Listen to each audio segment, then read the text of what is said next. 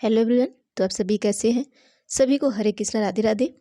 तो जैसा कि आप सभी को पता है कि हम ईवीएस की एनसीईआरटी लेकर चल रहे हैं और हमने क्लास 3 की आपको एनसीईआरटी पूरा कंप्लीट करा दिया है। क्लास 4 की एनसीईआरटी चल रही है। क्लास 4 में हमने एक क्लास के पहले हमने ले लिया है, जिसमें से आपको हमने जो इम्पोर्टेंट था पढ़ा दिया है और चैप्टर 5 पे हम पहुँचे हुए हैं। चैप्टर 5 का नाम का है अनीता की मधुमक्खी। आप सभी को पता है कि ईवीएस में 15 नंबर का आपका पेडागोजी आता है और 15 नंबर से आपका जो ये ईवीएस का एनसीईआरटी है क्लास 3 to 5 वहाँ से आता है। तो ये एनसीईआरटी आप ज़रूर पढ़िएगा। तो चलिए हम क्लास को स्टार्ट करते हैं फटाफट से। तो आज जितना बचा हुआ है क्लास 4 का उसे ख़त्म करेंगे, फिर नेक्स्ट वीडियो में हम आपको क्लास 5 की एनसीईआरटी लेकर चलेंगे। तो देखिए ये चैप्टर आपका क्या है, चैप्टर 5 अनीता की मधुमक्खियाँ।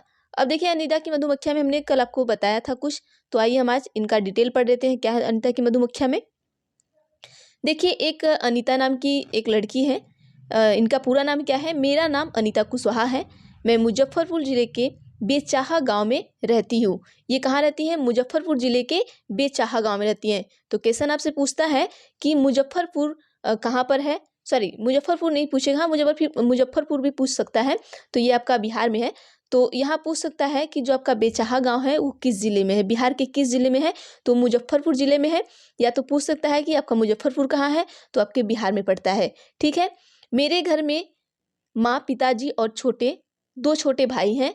मैं कॉलेज में पढ़ती हूँ और स्कूल के बच्चों को पढ़ाती हूँ। देखिए ये कहाँ पढ़ती हैं? कॉलेज में पढ़ती भी हैं और अपना एक वर्क भी करती हैं, स्कूल के बच्चे को पढ़ाती भी हैं। मैं मधुमक्खी पालने का काम भी करती हूँ। देखिए ये कितना काम करती हैं, पढ़ती भी हैं, पढ़ाती भी हैं और मधुमक्खी भी पालती हैं। इतना सब कर पाना मेरे लिए आसान नहीं था। जब मैं छोटी थी तब मैं दिन भर बकरियां चराती थी। जब ये छोटी थी तो ये क्या करती थी? दिन भर बकरियां चराती थी। मेरा भी स्कूल जाने का मन करता था, पर माँ पिताजी को लड़कियों का स्कूल जाना पसंद नहीं था। देखिए अभी भी आपके जो बिहार क्षेत्र है वहाँ पे अभी भी ऐसी है बहुत ऐसी जगहें हैं जहाँ पर लोग लड़कियों को पढ़ना पसंद नहीं कराते, लेकिन अब धीरे धीरे बिहार भी आपका डेवलप हो रहा है। चलिए देखिए आगे क्या है कि यह एक सच्ची कहानी है। जैसा कि हमने आपको कल बताया था कि ये जो अनीता कुशवाहा है इनकी एक रियल कहानी है। अनीता कुशवाहा एक चमकता सितारा मतलब गर्ल्स स्टार। चमकते सितारे उन साधारण लड़कियों की असाधारण कहानियां हैं जिन्होंने स्कूल जाकर अपनी ज़िंदगी बदल दी।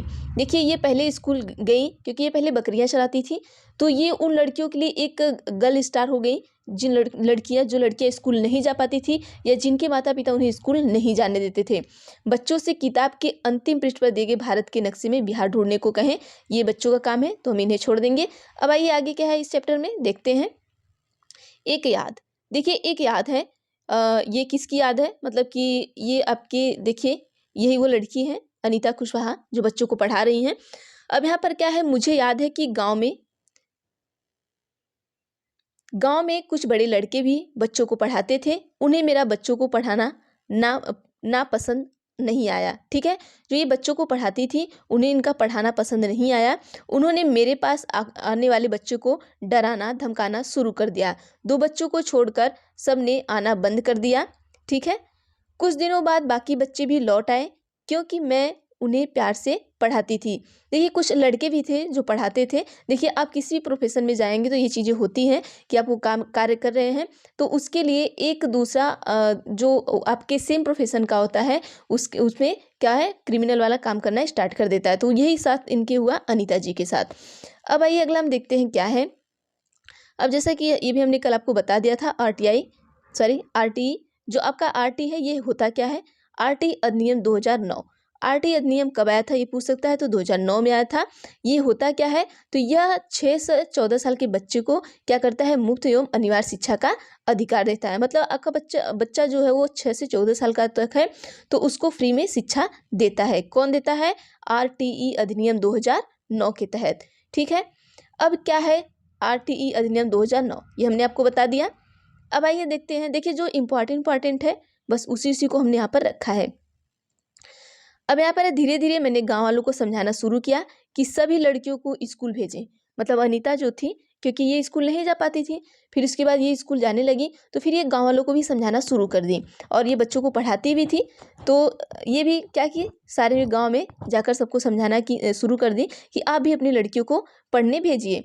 घर में माँ पिताजी ने भी मेरी मदद करनी शुरू कर दी। अब देखिए, पहले इनकी माँ को तो पसंद नहीं था कि ये स्कूल जाए, लेकिन जब इन्होंने ये कार्य करना देखिए, जब आप अपने अंदर लगन रखेंगे, आप खुद उस चीज़ के लिए क्या होंगे, एकदम आप एक लक्ष्य बना लेंगे, तो आपके माँ बाप भी आपका साथ देंगे। ऐसे ही अनीता के साथ हुआ कि ये इनका एकदम लक्ष्य बन गया था कि नहीं, मुझे पढ़ना है और लोगों को जागरूक करना है।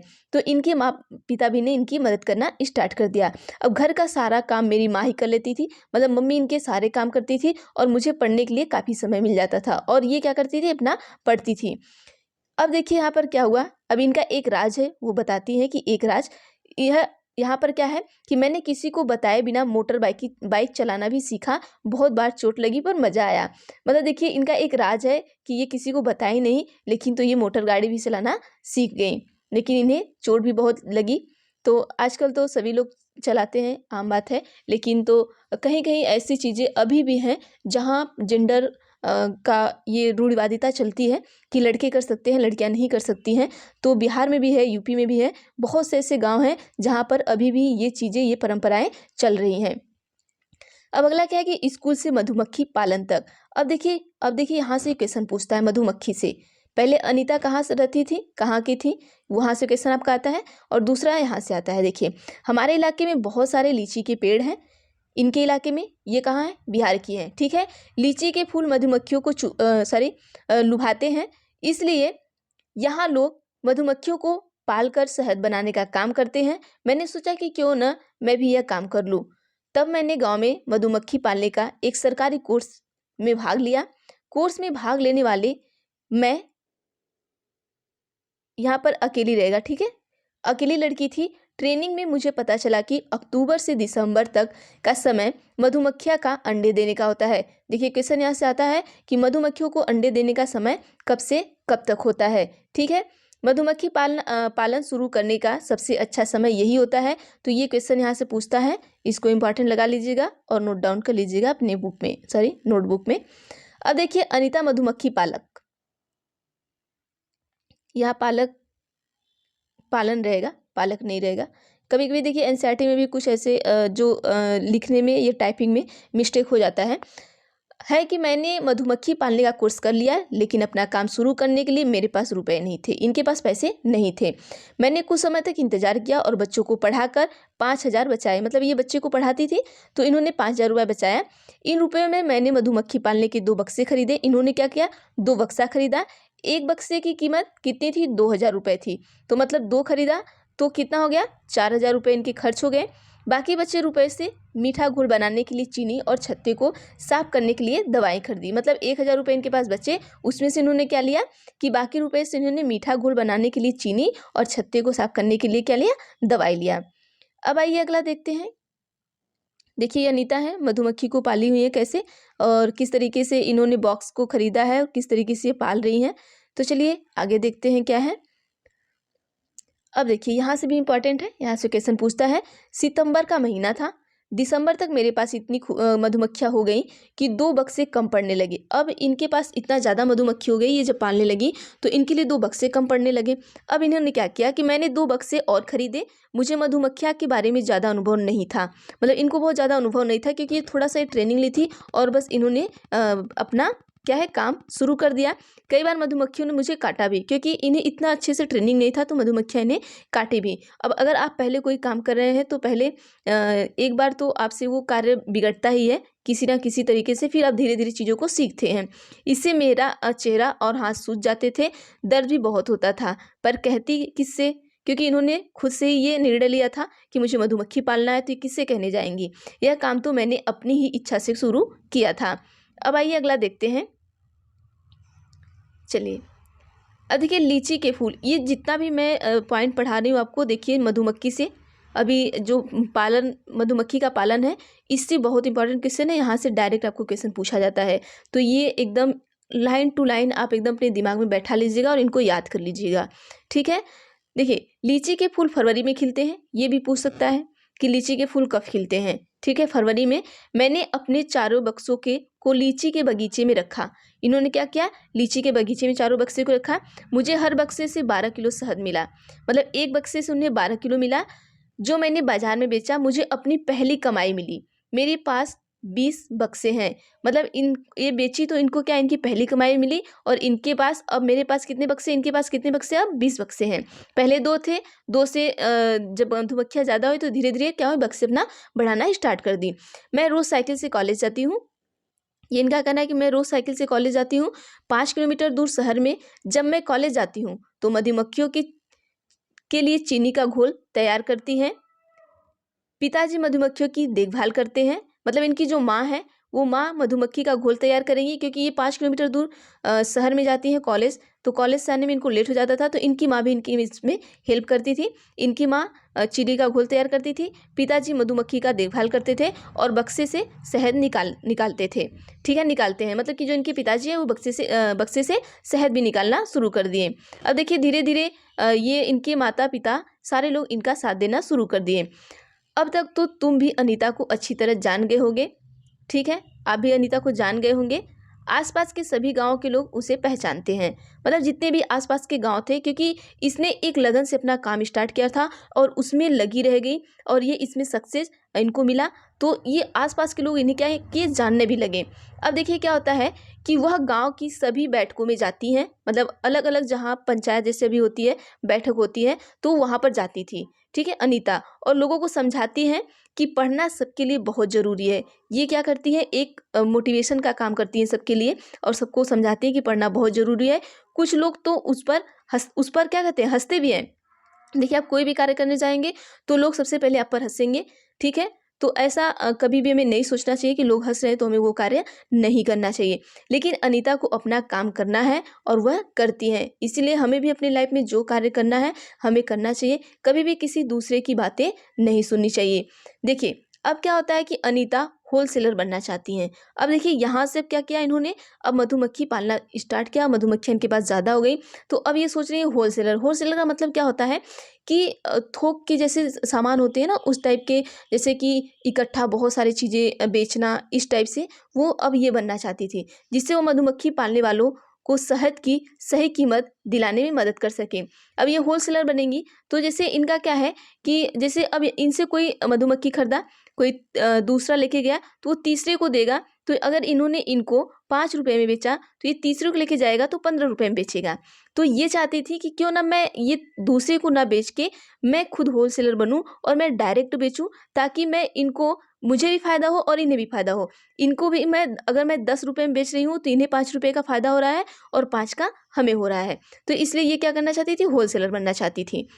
अब आइए अगला क्या है कि हर छत्ते में एक रानी मधुमक्खी होती है।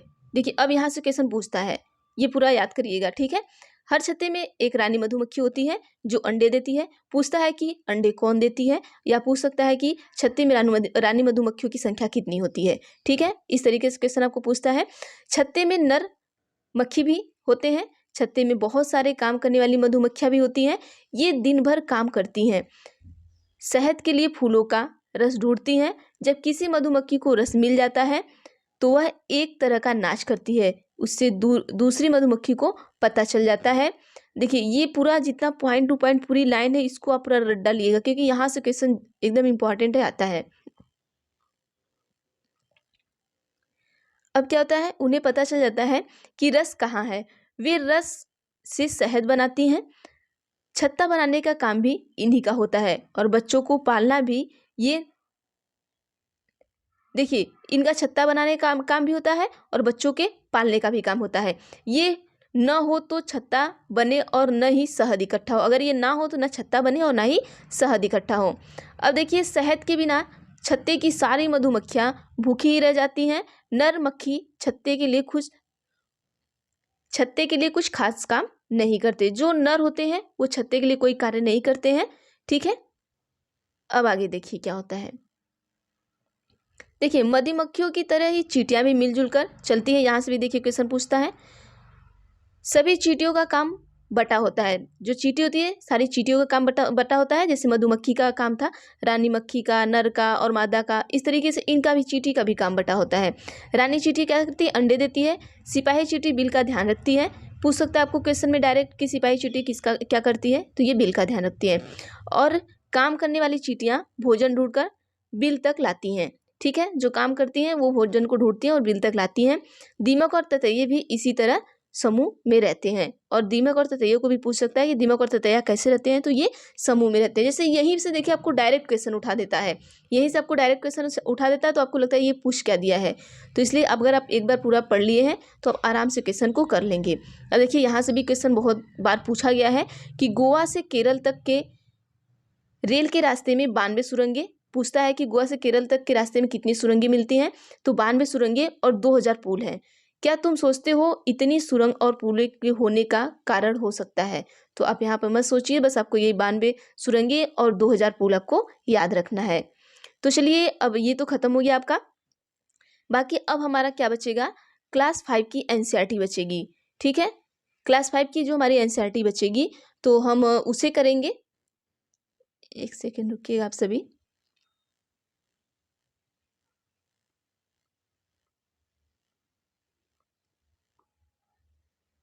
चलिए, हाँ ये सारा कंप्लीट हो गया आपका क्लास 4। और अब आपका क्लास 5 का एनसीईआरटी बचेगा, तो क्लास 5 को ही कर लेंगे। अब देखिए अगर मैंने ये जितना मैंने एनसीईआरटी पढ़ा दिया है 3, 4 और 5 का हम पढ़ा देंगे अभी, वहाँ से आपको 15 नंबर के क्वेश्चन फंस जाएंगे। आपको बहुत ज़्यादा मतलब कि ये करने की ज़रूरत नहीं है। देखिए अगर आप कहेंगे तो मैं क्वेश्चन टू क्वेश्चन भी करा दूंगी। अगर हमने एक बार आपको एनसीईआरटी पढ़ा दिया है और इसके बाद वन लाइनर आपको चाहिए तो आप हमें कमेंट करेंगे, तो मैं इसके बाद आपको वन लाइनर क्वेश्चन भी दे दूंगी, जिसमें आपके इस तरीके से चीज़ें देखिए वही रहेंगी। या तो मैं टाइप करके आपको दूँ या तो मैं डायरेक्ट एनसीईआरटी से पढ़ाऊँ। तो अगर आपको डायरेक्ट चाहिए तो उसके लिए भी बोल दीजिएगा, मैं पीडीएफ तैयार करके फिर आपको प्रोवाइड कर दूंगी। तो थैंक यू एवरीवन, और प्लीज़ आप सभी चैनल को सब्सक्राइब कर लीजिएगा और लाइक भी क्या कर दीजिएगा। और देखिए यहाँ पर आप प्लीज़ आप जो हमारे पुराने स्टूडेंट हैं या जो अभी पहली बार देखें, तो प्लीज़ आप सभी चैनल को वीडियो को शेयर भी किया करिए, ताकि ये ज़्यादा से ज़्यादा लोगों के पास पहुँचे। तो अगर आप इतना मतलब कि कर सकते हैं तो कर दीजिएगा, क्योंकि मैं आपके लिए इतना मेहनत करती हूँ तो आप तो इतना कर ही सकते हैं। तो thank you everyone, next class में हम देखेंगे आगे।